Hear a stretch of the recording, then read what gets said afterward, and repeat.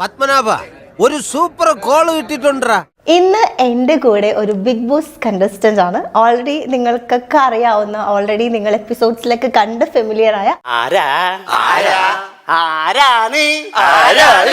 RJ Binsi. Welcome. Hi. മസ്താനിയോട് ഇന്ന് മസ്തിയായിട്ട് ഞാനുണ്ട്. ദൈവമേ ഇതെവിടെ എത്തിയ? ബിഗ് ബോസിന് ശേഷം ഒരുപാട് പേര് വിളിക്കുന്നുണ്ട്, സംസാരിക്കുന്നുണ്ട്. അപ്പം അവർക്ക് തന്നെ വിഷമമാണ്. എന്താണ് ബിൻസി, ഞങ്ങൾ വിചാരിച്ചില്ല, ഞങ്ങൾക്ക് സങ്കടം. അവരെ ആശ്വസിപ്പിക്കലാണ് ഇപ്പോഴത്തെ ഒരു കറന്റ് സ്റ്റേജ്. അതൊരു ഭയങ്കര വെടിയാണ്. എവിടെ പോയാലും ആളുകൾ നമ്മൾ ഐഡന്റിഫൈ ചെയ്യുന്നു. ഓടി വന്നിട്ട് ആദ്യം പറയുന്നത് ഒരു സങ്കടമാണ്, പിന്നെ ഒരു സെൽഫി എടുക്കും. പക്ഷെ നമ്മളിങ്ങനെ ചെക്ക് ചെയ്യുന്ന സമയത്തെ പൊതുവെ ഗാലറി ബിൻസിക്ക് എതിരായിട്ടാണല്ലോ ഫീൽ ചെയ്യുന്നത്. ഇങ്ങനെ ലൈവ് കാണുമ്പോൾ എനിക്ക് തോന്നുന്നു കുറച്ചുകൂടി ജെനുവിൻ ആയിട്ട് അതിനടിയിൽ ആളുകൾ ഇങ്ങനെ ഡിസ്കസ് ചെയ്യുന്നതും ഭയങ്കര ഡിസ്കഷൻസും കാണും. അതും പിന്നെ യൂട്യൂബ്സിൻ്റെ അടിയിലും റീസെന്റ് ഇന്റർവ്യൂസിന്റെ താഴെയൊക്കെ ബിൻസി എവിക്റ്റ് ആയത് നന്നായി എന്നുള്ളൊരു കൈൻഡ് ഓഫ് കാര്യങ്ങളാണ് പ്രേക്ഷകരുടെ അടുത്തുനിന്ന് കാണുന്നത്.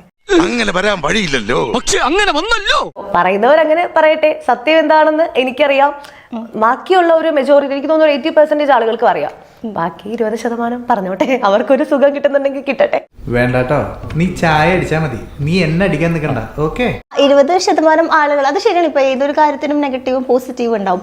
പക്ഷെ ചെക്ക് ചെയ്യുന്ന സമയത്ത് ബിൻസി എവിക്റ്റ് ആയത് എന്തുകൊണ്ട് നന്നായി എന്നാണ് പൊതുവെ ആളുകൾ പറയുന്നതായിട്ട് കേൾക്കുന്നത്.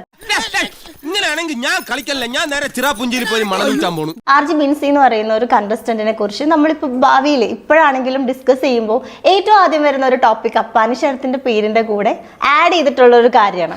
അതിനെ കുറിച്ച് എന്താ പറയാനുള്ളത്? സത്യം പറഞ്ഞാൽ ഏറ്റവും ഞാൻ ഇറങ്ങി കഴിഞ്ഞ് കേൾക്കാൻ തുടങ്ങിയതാണ് ഇതിനെ കുറിച്ച്. ഞാൻ ഇറങ്ങുന്ന സമയത്ത് പോലും ഇങ്ങനെ ഉള്ളിലുള്ളപ്പോ നിങ്ങളെ കേൾക്കില്ലല്ലോ.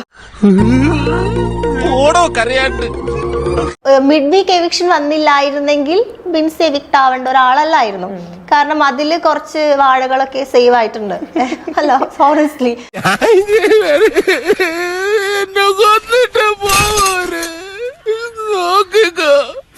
നിനക്ക് ഗുരു കൊണ്ട് പോകൂടാ.